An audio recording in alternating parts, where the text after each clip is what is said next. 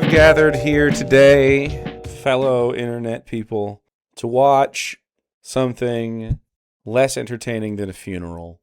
And that is Rob Schneider's new podcast, Rob Schneider and the Brit, which I suspect that means that the other guy is British, and that's it. Here we are, a 6-minute clip of Rob Schneider's new podcast called Celebrating Addiction and Becoming a Victim. Oh, yeah. No. Oh, we're doing it. When you see all that stuff, the sort of the twerking drag queen story hour, family friendly, just grotesque stuff. Yeah. Wow, we're already into it, huh? It's a hot and spicy clip on the Rob Schneider Show. The story time drag hour. Oh, no. That's not homosexuals. That's the queer, TQ plus queer lot. Yeah. People who believe in queering society. And who believe in queering society. Watch out, the queers are coming for you. They're fucking coming for you. Everyone's taking psychic damage and becoming gay and queer. It's enforced. Who up queering they straights? Are they hiding under the rainbow? Is that the? It's such a good disguise. Yeah. It's like Pride is now anti-gay celebration. Well, what? Pride's anti-gay. I don't think either of these guys are allowed at Pride. What are they talking about? Pride is definitely pro the gays. You ever been? It's a good time. For sure, when in New York City there wasn't one white gay man as one of the what do they call it? Someone who leading the parade or yeah. Wow, and you seem very passionate about this topic. You're very upset. There wasn't a white gay man involved in something? I mean, I thought this was a meritocracy. Maybe they couldn't find a white gay man that was up to the snuff, you know? He couldn't get the job done. Couldn't parade as hard as everybody else. I guess since Lindsey Graham died. Here come the gangs.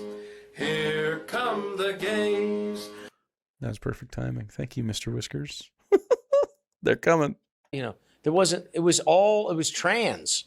Yeah, it was mostly like in London. The Pride March was led by an asexual. No. You at least have to fuck. What are you even here for?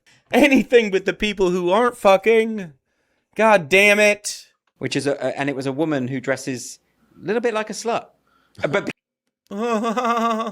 cool. Anyway, I think I know who we're talking about here because every time this person comes up, it's always these people freaking the fuck out. You're ace, but you're also expressing yourself in a way that I find sexually attractive. Must be a slut and not my problem instead. Must be their problem. Like, hello? Yasmin Benoit? But she says she's got no sexual feeling. So okay. It's very confusing. It's very mixed messages. It's much like... It's very mixed messages. Why? Let ace people express themselves however they want, man. Like what? The woman pretending to be black. Yeah, Rachel Dolezal. Rachel Dolezal, but no one's kicking these people out. Why are you pretending like Rachel Dolezal didn't get her fair share of shit? Like, why are you pretending that? You're bringing up like a 15-year-old thing. I don't even know. She was quite famously kicked out. I know, right?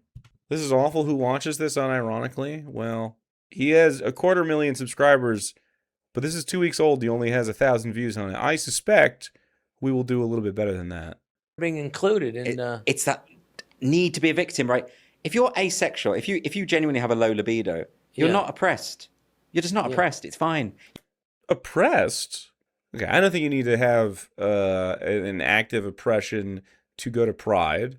That's one. Two, I mean, the way you're talking about asexual people certainly implies a type of societal disregard at minimum, a disregard towards their sensibilities or a knowledge of the situation, and ignorance, if you will. And so I think that's enough. I think that's enough to be included. Although I think in general, ace people put up with an interesting kind of, oppression's a way to put it, like treatment, I think. I straight up had a date say that she can fix my asexuality and demand I take her to bed. Why are people always trying to fix everybody else's sexuality, man? You don't Yeah. need to go on a march, let alone lead the march and pretend that you're the most oppressed when gay people have actually been burned at the stake over centuries. Yeah. Wait, so now the leader of the parade is supposed to be the most oppressed person there? Like, why are they making up new like qualifications for this? It's so hard for these guys to take any of this at face value. They always have to like narrate a very specific scenario in their head and like fetishize everything. There are actual forms of oppression, and then there's made up, look at me, Right. I want to be a victim forms of oppression, which is not the same thing. Where was the turn in that part? Because to me, I just remember growing up, like, for instance, the idea if you're a drug addict Yeah. or, sex addiction was something that, didn't come up so much later. Was it Michael Douglas invented that? Yeah. I think, yeah. But it was just like, you're cheating. Yeah. You're cheating with as many people as you can. The idea that it's some sort of addiction. No, it's some sort of opportunity that you're taking advantage of because you're a movie star. I love that he made and himself you're the wealthy. victim of Yeah, having and it's lots like, of sex. I can't help myself. So, Taking advantage of it. This guy does the same fucking thing. Why is Rob Schneider trying to say that he's different from some of these other guys? So that's like, I mean, we could talk about power dynamics and coercion and stuff, but the closer to the front of the parade you get, the more oppressed you are. There are also marriage consummation laws that can and have been enforced and or referenced for divorces, or to have the cops toss out cases of marital rape. What the fuck? So there you go. That's a really great example of oppression. But at least in the days like in the 70s or 80s when I grew up, people would hide addiction. They were embarrassed of it. It was humiliating. You wouldn't want to admit it. But now people come out and they come on TV and say, I'm an addict. People go, yeah, congratulations. And they're being celebrated for addiction. I think it's the same kind of thing. Yeah. Do we think the healthcare of people in the 70s and 80s, insofar as their addictions were concerned, was better or worse than it is now? Because I think it was worse. And I don't think it's very good right now. But I don't think the 70s and 80s were a good time for drug addicts either. I don't know why right-wing men have politics that are always about everybody else stuffing down the things that they themselves would find embarrassing and do find embarrassing about themselves. You know what I mean? You got to be mad at trans people for expressing themselves openly, whereas Rob Schneider has to act a very specific way. He has to virtue signal with his pals about, I don't like any of the gays. That's not my thing. Cool, dude. Maybe. It fits in. Sex addiction, though. Sex It's addiction. a nonsense. Well, my thing that was is- that, but he says, Michael Douglas says, he says that he got throat cancer from cunnilingus. What? That's what he claims. Is that? Can that Can you put happen? he claims that he got, that he got, How would that happen? well, that's what he claims. He got it. I mean, I just don't know, the machinations of the doctor thing. But what he says, can you imagine that conversation Please give us the AI overview. Yes. with I his, see. It's through with his wife? It's through a virus. He's- that's- a virus contracted through oral sex. Well, that can happen. Okay. But he's saying, but I mean, I don't know if I believe it 100%. Medicine, I don't go. You just can't believe some of the stuff. But here's the thing. That conversation must have been rough. What, with the wife? Honey, figured it out. How I got the throat cancer. I thought it was smoking. Turns out it was eating pussy, and it was a lot. Were they married at the time, or was it previous? Well, I mean, when Look, dude, even his friend who's doing the podcast can't give him a nose laugh for that. Can't give him any laugh. HPV can cause that, yeah? when he got throat cancer, I think it was He was married. He was married, but I'm just saying that conversation. No, That it would've been was. awkward. That would've been I awkward. just, God, I'm thinking about that the film festival in Brazil, which was a lot of fun. I don't remember much about it because most of the time I was engaging in cunnilingus. But I'm just glad that I know. And then she's going to go, but not yours. I mean, your eating your pussy is the only reason I'm still alive. You kept me. That sounds like a healthy marriage. I to just me. don't know how that. This is painful. This clown used to be funny. I mean, the parts that were written for him to play in movies written by his more talented friends were sometimes funny. I'll say that. I don't think Rob Schneider personally has ever been a funny guy. I don't think I've ever seen him do that. How I did don't it know how that worked. resolve? Did they stay together after that? I think, I don't know if they're there together, but I definitely think that was a tough conversation. That's to have. tough. Yeah, that's really tough. That's a tough one. But anyway, but the celebration of something that you shouldn't I love that we're always doing AI overviews. These people are fucking brain dead. celebrate, like being an addict. Being an addict, yeah. being an addict, or just, if you've recovered from it, but just saying you are an addict, you've went to Sure. therapy. But I don't think it's anything to celebrate. But there's a difference, isn't There's no where's the humility in that? Where's the humility in talking about it openly with people and discussing it and sharing your story? Addiction is a social issue as well. We all need to talk about it. That's good. It's good to talk, Rob. You're doing a fucking podcast, man.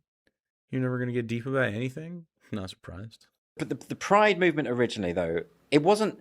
I think it was necessarily just about saying, look, this thing that you all think you hate. Yeah. It's nothing to worry about. We're just human beings like everyone We're else. not right? asking for anything, but And we're not going to be ashamed or hide away in the shadows anymore. And that, I think, is you all. shouldn't fire us. Shouldn't fire us. Shouldn't beat us up. Shouldn't do beat us anything. up. Right. Just with this, we should have the same rights as everyone else. Yeah. Because We it's just meant want to to pay be. taxes. We just want to have. Yeah. It's meant to be similar America. rights. It's meant to be a free society. Yeah. So that People got behind that. People got behind it. But then when it comes to fast forward to today, and you have fetishists dressed as rubber dogs parading through the streets saying, we just want to be left alone to parade as dog. No, you don't. You want to be, you're an exhibitionist. You're exposing yourself. You're exposing Those your fetish. gigantic tits for the teacher. And Dude, they cannot get over the difference between like some town's pride parade and very specific kink parades. They cannot deal.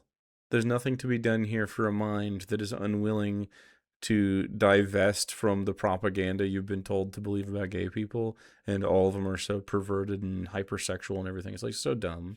I'm not surprised this thing was relegated to 1K views or anything. Yeah. Leather daddies were some of the most important communities that stepped up and helped during the AIDS crisis when the government utterly abandoned the queer community. There you go. Yeah, I'd say 9 out of 10 pride parades are family friendly. Probably more than that. It's probably like 99%. There are very few. I've never been to one and I've been to a few different ones. I've never been to one that had anything overtly sexual going on, like at the parade. Like nothing past PG-13 shit for sure. Like you go to fucking Mardi Gras, way crazier. Insisting, and the school board going along with it. Yeah. So I just think there was fear. I mean, I just think it was absolute abject cowardice to just say, no, that's enough of that. You're a loon. Get out of here. So that was a Canadian woodwork teacher who had massive fake breasts. Yes. And but it may have been a satirist. Well, I know, but he never came out and admitted it. At least there are some of the furries. That's why the teachers talk about it as a winger mocking trans people. Oh. At least and what is that? So these people honestly claim that this is a civil rights movement, that they are oppressed because they have an innate need to have sex while dressed as dogs. What? I don't think people are going in the puppy masks to say, I am being oppressed for my puppy mask. I think they're going out because they think the puppy masks are cool and cute and fun. Like, what's wrong with that? I have no problem with this whatsoever. Now, and the problem with this stuff is people look at The problem with this is what? that and say, oh, look, that's what the gays are like. The gays are like that. No, these are a group of fetishists that have hooked onto a civil rights movement. Right, okay. That's what it is. So the British guy's like more woke than Rob Schneider, but not too woke, of course. Tastefully woke. I don't look at that and go, every gay person has a puppy mask? What? And I don't even 100% know that all those people were gay. They could be. Could just be straight guys. Straight little twinks that love their puppies masks. It's like with Jay Leno's old joke. If God doesn't destroy these people in these places, he owes Sodom and Gomorrah an apology. How's that funny? You want them to die? You think what's happening here is worse than is described in Sodom and Gomorrah when the main character offers his daughters up for gang rape? You think that's comparable to wearing a dog mask? Robert? You guys are yellow-toothed boomers, man. In these places, he owes Sodom and Gomorrah an apology. Those fucking losers, dude. Oh my god. Okay. Count me out of the Rob Schneider podcast experience. That was actually drier than I thought it would be, and it was only 6 minutes long. I'm so glad that wasn't a 10-minute clip. Can you imagine still being there right now? Oh, take a deep breath. You made it to the other side. It's like climbing a mountain, dude. You did it. You made it to the summit of Schneider Mountain. You're so brave and good.